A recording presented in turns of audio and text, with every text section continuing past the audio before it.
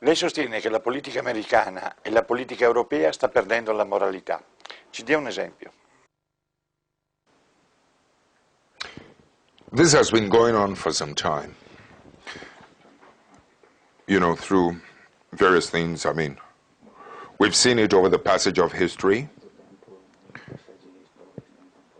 But the last, prominent features on our minds on TV globally was the apartheid regime, how long it took to dismantle it.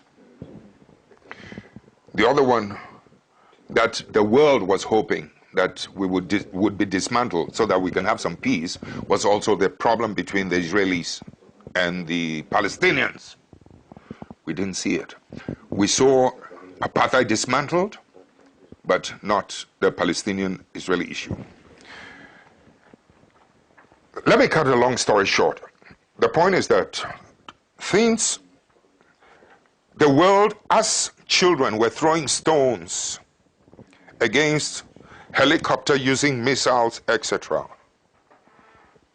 It was hurting the world. The world went on demonstration by the superpowers. President Bush, Tony Blair, would not listen. What was happening? The world was beginning to feel, I think, partially guilty, but at the same time, when nothing was being done about it, the world was becoming immune. When something is going wrong and you don't stop it, there's a way in which your whole mentality becomes immune to it, and with the passage of time, you don't see anything wrong with it anymore.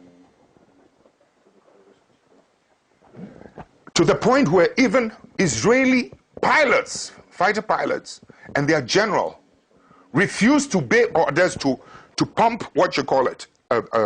missiles into little children or whatever it is throwing stones. The point I'm trying to make, in addition to that, something very dramatic happened before September 11th, the Jenin massacre. It was BBC that mentioned the Jenin massacre.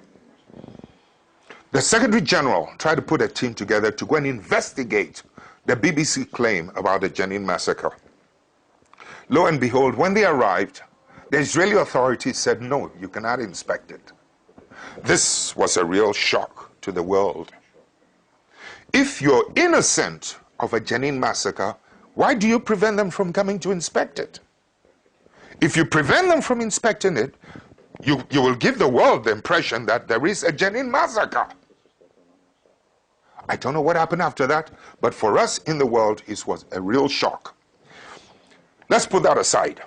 Not too long after that, it almost seemed like the last straw. It's probably just sheer coincidence. September 11th happened, okay?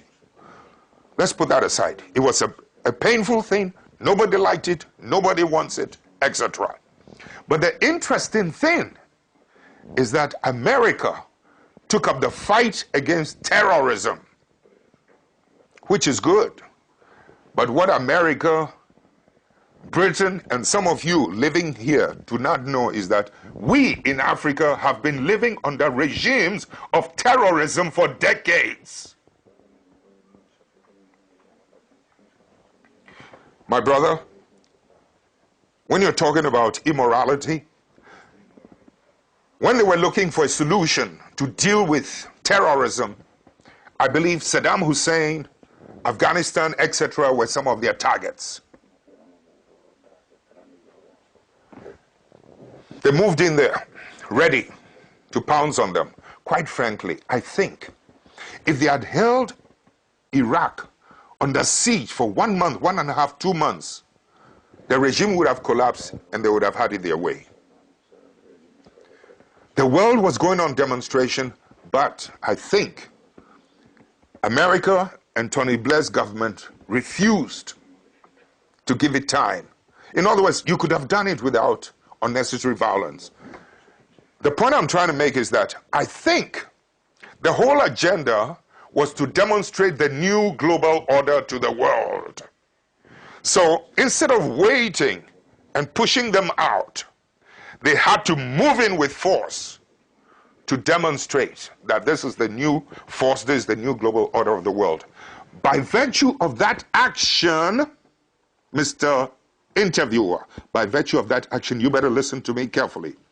They were demonstrating to the world that the right of might supersedes the might of right. The right of might, yes. The right of might supersedes the right of might. By virtue of that, you were undermining the morality of right. Let me take you back. In fact, let me take you back. Prior to that, intervention, as far back as when President Bush, the senior Bush, was in power, at that time, Vice President Dick Cheney was the Deputy Minister for Defense. No, the Minister for Defense. He looked at the world on CNN and said that America's interest supersedes moral values, morality. I was shocked. I don't know how many people will not be shocked by that statement.